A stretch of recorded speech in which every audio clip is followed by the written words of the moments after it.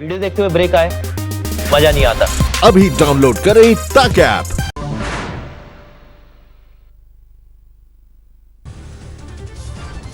चार लॉकडाउन के बाद देश दौड़ने को तैयार। 1 जून 3 चरणों में लॉकडाउन से मिलेगी छूट। पहले चरण में 8 जून से खुलेंगे होटल, शॉपिंग मॉल्स और धार्मिक स्थल। सोशल डिस्टेंसिंग का रखना होगा ध्यान। एक राज्य से दूसरे राज्य में भी जाना होगा आसान। पूरे देश में आने जाने के लिए अब पास की जरूरत नहीं।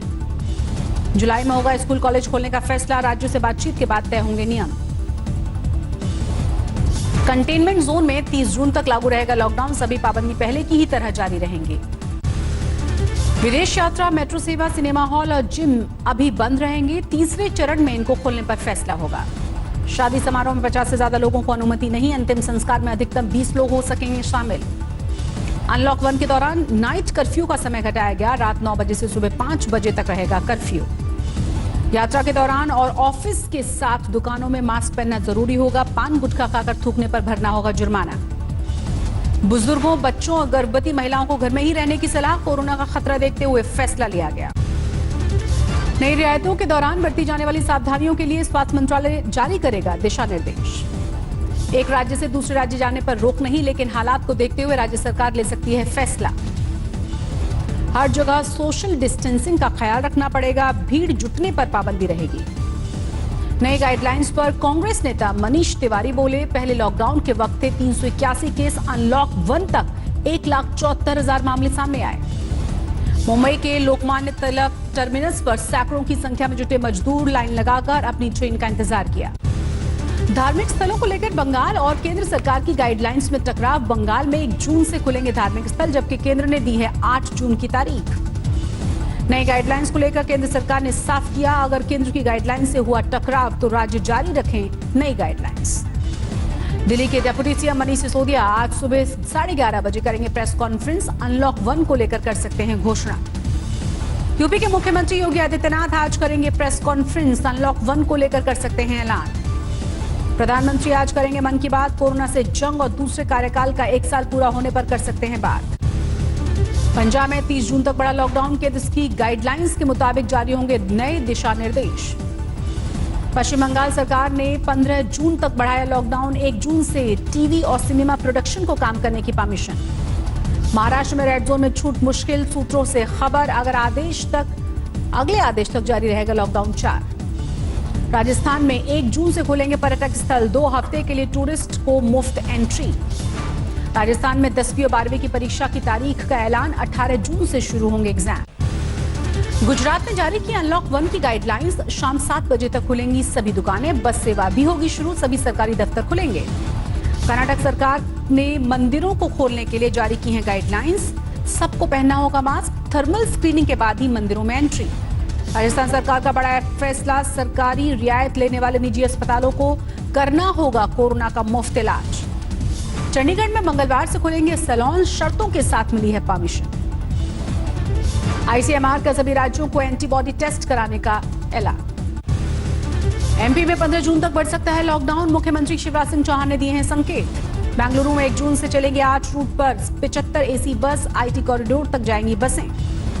राजस्थान सरकार ने किसानों, उद्योगों और घरेलू उपभोक्ताओं को दी है राहत। बिजली बिल के भुगतान की तारीख को 30 जून तक बढ़ाया गया। उत्तराखंड के मंत्री सतपाल महाराज की पत्नी कोरोना पॉजिटिव। कल कैबिनेट की बैठक में शामिल हुए थे सतपाल महाराज। दिल्ली को गर्मी से राहत मिली। कई इलाकों में हुई जोरदार बारिश। अनलॉक 1 पर गृह मंत्री अमित शाह का बड़ा ऐलान। कहा, इसमें संयम के साथ गतिविधि की इजाजत।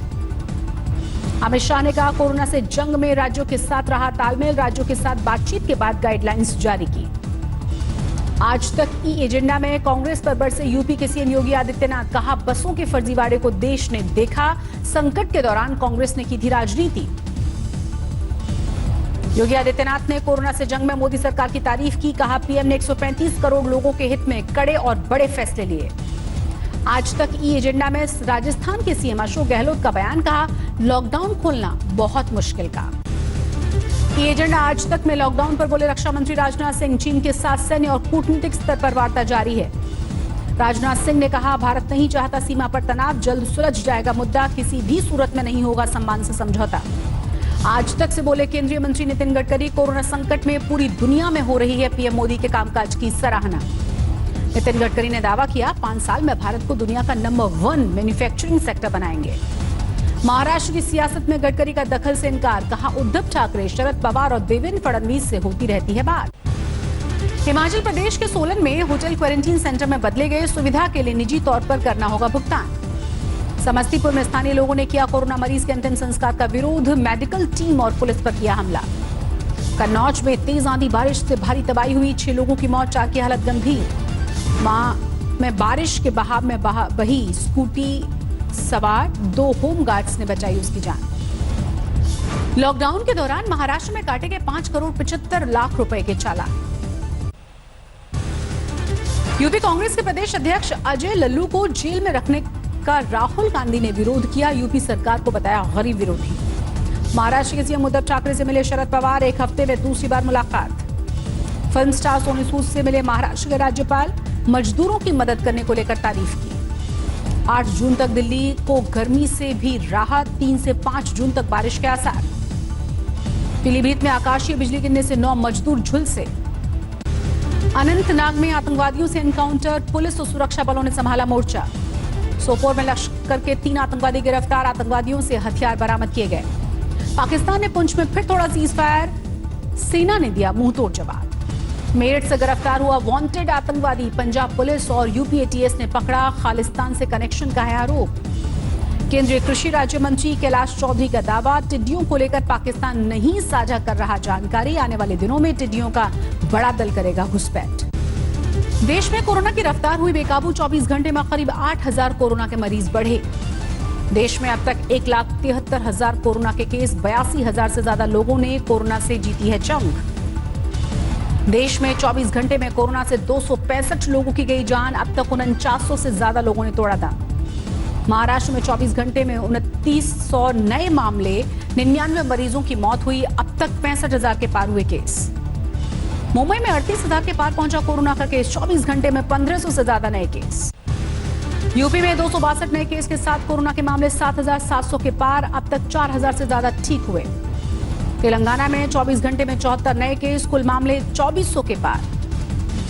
नोएडा में कोरोना के 18 नए केस, कुल मामले 400 से ज्यादा। दिल्ली में गुरु तेग बहादुर अस्पताल बनेगा कोरोना का दूसरा सबसे बड़ा अस्पताल, अस्पताल में होगा सिर्फ कोरोना का इलाज। कोरोना की वजह से मरने वालों के दाह संस्कार के लिए दिल्ली सरकार ने जारी की हैं गाइडलाइंस, 2 से 4 घंटे के अंदर होगा दाह संस्कार। तमिलनाडु में बढ़ते जा रहे हैं कोरोना के केस, अब तक 20,000 से ज्यादा लोगों में वायरस का संक्रमण। दिल्ली में एक दिन में रिकॉर्ड 1100 से ज्यादा केस, कुल मामले 18,000 के पार, 24 घंटे में 18 की मौत।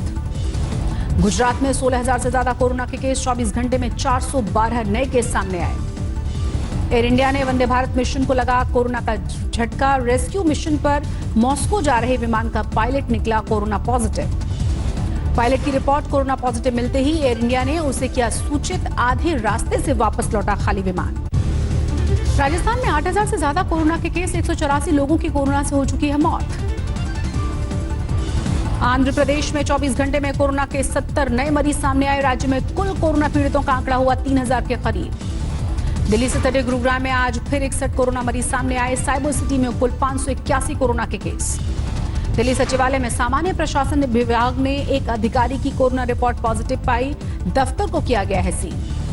आजमगढ़ में 19 कोरोना पॉजिटिव के साथ 88 हुई संख्या, 2 की गई जान। मुंबई में कोरोना को हराकर लौटे पूर्व मंत्री चंद्रकांत खंडोरे के स्वागत में उड़ी सोशल डिस्टेंसिंग की धज्जियां, बेकाबू हुए समर्थक। यूपी के गोंडा में तेंदुओं को पकड़े जाने से दहशत, लखनऊ चिड़ियाघर में होगा घायल तेंदुओं का इलाज।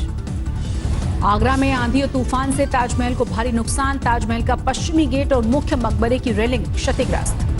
कानपुर में नशेबाजों के पथराव के मामले में एफआईआर दर्ज हुई, जांच के बाद होगी कार्रवाई। अलवर में पानी नहीं मिलने से नाराज महिलाओं ने श्रम मंत्री के दफ्तर में फोड़े मटके, सड़क पर लगाया जाए। राजस्थान के 12 पहुंचा टिड्डी दल, किसानों में दहशत, केमिकल के छिड़काव में जुटा हुआ है प्रशासन। टिड्डियों ने फिर बोला बीकानेर शहर पर धावा, थाली पटाखे बजाकर टिड्डियों को भगाने की कोशिश जारी।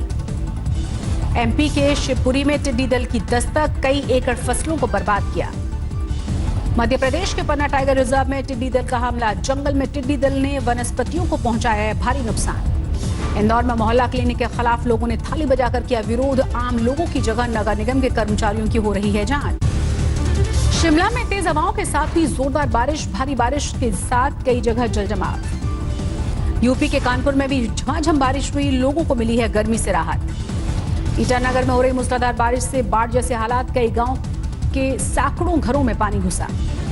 गुवाहाटी में भी भारी बारिश के बाद बाढ़। दर्जनों गांवों के 1 लाख से ज्यादा लोग प्रभावित। अगरतला में कई दिनों से हो रही बारिश से जनजीवन अस्त व्यस्त हुआ। रोजमर्रा के कामों में गरीबों को आ रही हैं भारी दिक्कतें। नासा ने 9 साल बाद रचा है इतिहास। स्पेस एक्स डेमो 2 मिशन सफलतापूर्वक लॉन्च हुआ। अमेरिका ने अंतरिक्ष में भेजे एस्ट्रोनॉट्स। नासा की कामयाबी भी डोनाल्ड ट्रंप ने जताई खुशी। कहा अमेरिका के सपनों का नया दौर शुरू। अमेरिका में हिंसक प्रदर्शनों को काबू करने के लिए नेशनल गार्ड्स ने की पेट्रोलिंग। अश्वेत व्यक्ति की मौत पर प्रदर्शन।